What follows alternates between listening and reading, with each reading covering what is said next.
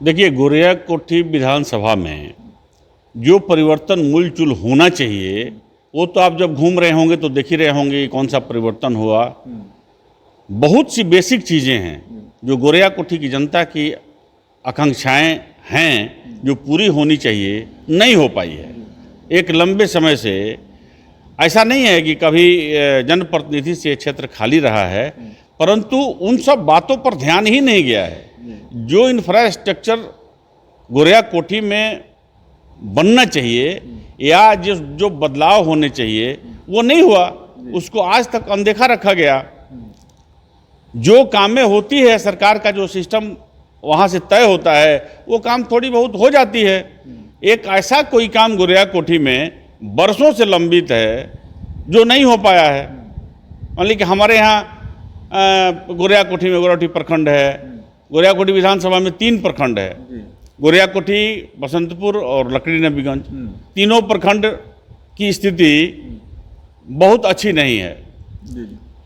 लोग आए दिन शिकायत करते हैं, लेकिन जब जो जनप्रतिनिधि हैं या जो लोग गोरिया कोठी के मतलब संरक्षक हैं, जिनके ऊपर समाज ने जवाबदेही दे रखी है, उनको इस बात का चिंतन करना चाहिए कि जो शिकायतें मिलती है उसके लिए हमें गोरिया कोठी में क्या करना है। हमको लगता है कि अगर इन सब बातों पर उनका ध्यान रहता तो लोगों की शिकायत कम थी या शून्य होता, लेकिन ऐसा कुछ दिख नहीं रहा है।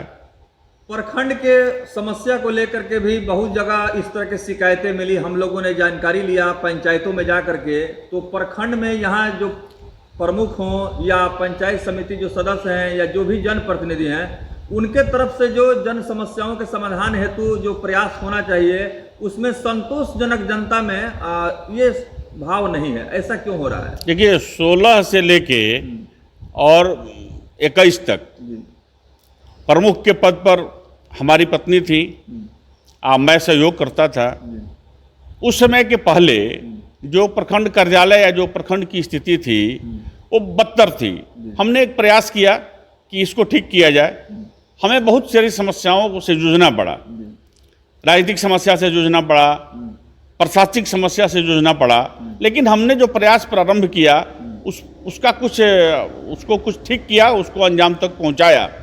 लेकिन जैसे ही मैंने प्रयास किया 21 में मेरी पत्नी प्रमुख नहीं हो पाई या मेरी भागीदारी हट गई, फिर बीच में भी मैंने प्रयास किया था तो वह सफल नहीं हो पाया। अभी की स्थिति आप जाके प्रखंड पे देखेंगे तो लगेगा ही नहीं कि यहाँ कोई जनप्रतिनिधि, इसका मतलब प्रमुख स्तर का कोई जनप्रतिनिधि है जिससे प्रखंड स्तरीय कुछ विकास की कल्पना की जा सकती है। यहाँ सिर्फ लूट की दुकान चलती है। पैसा जो सरकारी आता है उसको कैसे बिना काम कराए बंदर मांट कर लिया जाए या जैसे तैसे कुछ करके पैसा ले लिया जाए, कैसे हमको 10 रुपया आएगा इसी की चिंता रहती है। बैठ के या बातें करके या विकास के संबंधित कोई चिंतन हो, इस तरह का सूचना हमको नहीं प्राप्त होता है। सभी लोग उसी में लगे हैं कि हमको कहाँ से आमदनी हो और हमारा काम चले।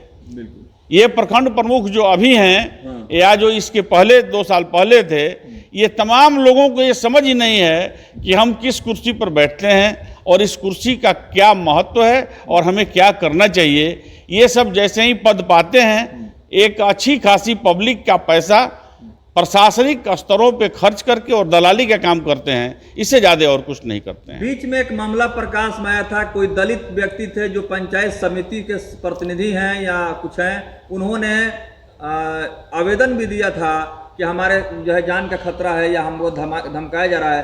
तो जनप्रतिनिधि यहाँ सुरक्षित महसूस नहीं कर रहे हैं क्या? देखिए, सुरक्षा का जहाँ तक सवाल है, जनप्रतिनिधि विधायक के स्तर से नीचे किसी को कोई सरकारी सुरक्षा नहीं मिलता है, न उनको बॉडीगार्ड मिलता है, न कोई सुरक्षा मिलता है। अगर वो जनप्रतिनिधि अपना गुहार कहीं लगाए हैं अपनी सुरक्षा की, तो यहाँ तो सारे लोग असुरक्षित हैं। वो तो जनप्रतिनिधि कोई स्पेशल ये नहीं है कि उनको मतलब सरकार कोई सुरक्षा दे रही है। जितने कभी कभी आपने सुना होगा कि जिला के किसी एसपी को मारने की धमकी दी जाती है या उनसे कुछ मांगा जाता है। अब बताइए, जिनके हाथ में जिला की पूरी बागडोर हो और उनको जान से मारने की धमकी हो, कलेक्टर साहब को जान से मारने की धमकी दी जाए, विधायक जी, बहुत जगह के विधायक जी लोगों का आता है कि विधायक जी से फिरौती मांगी गई है या जान से मारने की धमकी दी गई है। तो इन तमाम चीज़ों के बीच आज बिहार में सुरक्षित कौन सा जगह है? कोई जगह सुरक्षित नहीं है। अगर जनप्रतिनिधि गुहार लगाते हैं तो वो अपने मन की बात किए हैं, वो सही बात बोले हैं, लेकिन इस पर कोई सरकार का ध्यान नहीं होगा कि हाँ, एक जनप्रतिनिधि अगर सवाल उठाता है, सुरक्षा की सवाल उठाता है, तो इसको हमें कैसे मजबूत करना है कि जनप्रतिनिधि भी सुरक्षित हो और हम लोग भी सुरक्षित हों। आए दिन जो घटनाएं घटती है, उन घटनाओं से यही प्रतीत होता है कि सरकार की ये मंशा ही नहीं है, सरकार का ये सोच ही नहीं है कि सुरक्षा किस ढंग से मुहैया कराई जाए जिससे लोग सुरक्षित हो पाएंगे। आप देखेंगे कुछ दिनों से सरकार शराबबंदी पे काम की है, सरकार ने शराबबंदी की है, बहुत अच्छी बात है, सामाजिक सोच में उन्होंने ऐसा किया है।